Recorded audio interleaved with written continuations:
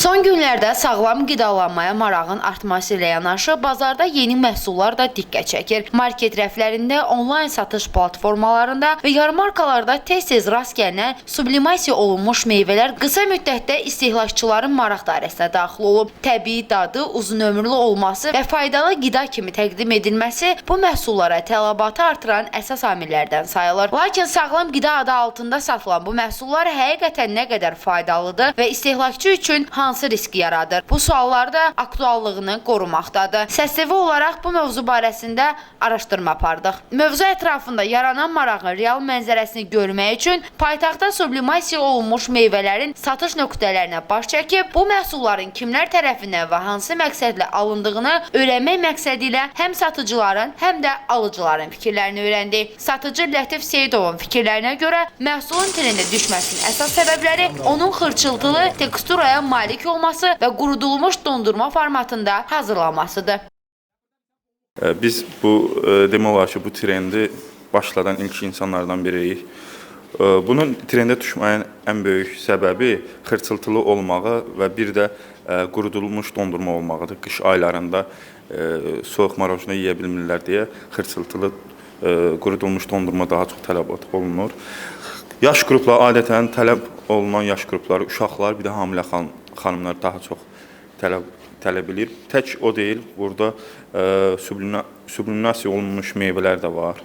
Onlar da hal-hazırda güclü tələbatdadır. Biz yenə vurğulayım ki, bayaq sizlə ayrıca söhbət edəndə demişdim ki, yenə vurğulayım ki, biz yerli məhsul satmırıq. Bizdə ancaq İtaliyadan, bir də İrandan gəlir məhsullar. Saxlama müddəti də belə deyim ki, belə qablaşdırılmada olur və çeşidlər fərqli olur.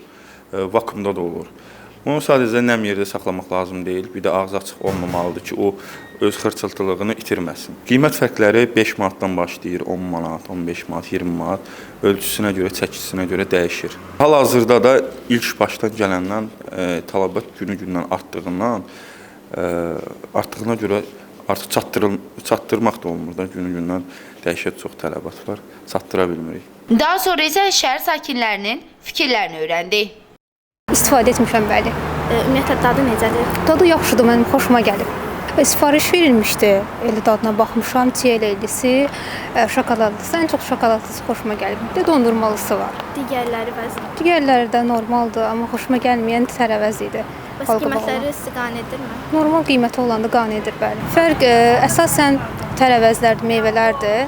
Bunların təbii formada yeyilməsi daha məsləhətlidir, qurudulmuş nəinki. Düzdür, maraqlı olub deyə biz almışıq, dadına baxmışıq. Amma ən çoxu böyüklərimiz də təbii meyvələrdən istifadə olunmasını tövsiyə edirlər. Yəni o dediyiniz qurudulmuş meyvəni mən istifadə eləməmişəm, nə də istəmirəm. Yəni o bir dəfə görmüşəm sosial şəbəkədə. Amma o da ki çox turş kimi görünür, ona görə xoşlamıram. Yəni ümumiyyətlə turş olmasa şirin meyvələr. Əlbəttə ki, istəyərdi şirin olsa bəlkə dadına baxmaq olardı, amma belə turşdu deyə görmüşəm, bir dəfə çox görməmişəm belə. Bəs qiymətlər qane edirmi? Çoxluq baxır. Qiymətlər təbii ki, qane etmir bəzi məhsulların qiymətləri, amma qiymətlər təbii ki, aşağı olsa daha yaxşı olar. Bununla yanaşı qurudulmuş meyvələri özüm də gündəlik istifadə edirəm və bəyənirəm. Məncə qiymətləri biraz daha münasib olsa istifadəyə daha uyğundur məncə. Sizcə ən yaxşı qurudulmuş meyvə hansı meyvə? Mən ən çox almanı bəyənirəm. Digər meyvə? Digərindən apelsinli falan.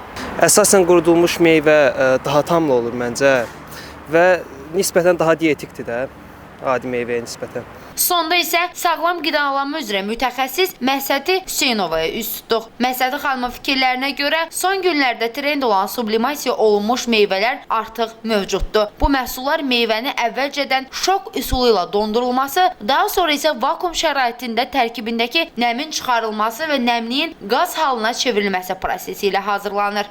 Ümumiyyətlə, son günlərdə trend olan sublimasiya olunmuş, qurudulmuş, dondurulmuş meyvələr var ki, bunlar daha çox meyvənin şokla dondurulub, daha sonra da vakuumla nəmliyinin çıxardılması və tərkibindəki nəmliyin qaza çevrilməsi ilə baş verir. Belə deyək ki, əgər müəyyən meyvələr var ki, onların dondurulub qurudulması zamanı bəzi vitamin, mineral dəyəri qorunsa da, ancaq tərkibində C vitamini, B vitamini, B qrup vitaminlər olar da, bunlar daha təzə meyvəyə nisbətən biraz az olur. Yaxşı olar ki, bunu hər bir insan 20-30 qramı keçməmək şərti ilə qəbul etsin. Bu porsiyada təzə meyvə tərəvəzin 1-2 porsiyasına bərabərdir və həftədə 1-2 dəfə qəbul olunması daha məqsədə uyğundur. Çünki gündəlik qida üçün tövsiyə olunmur. Daha çox nəmlik dəyəri aşağı olduğuna görə, eyni zamanda da dişlərə yapışıb minanı zədələməsinə görə və tərkibində şəkər miqdarını çox saxladığına görə qanda şəkər səviyyəsinin artmasına gətirib çıxarda bilər.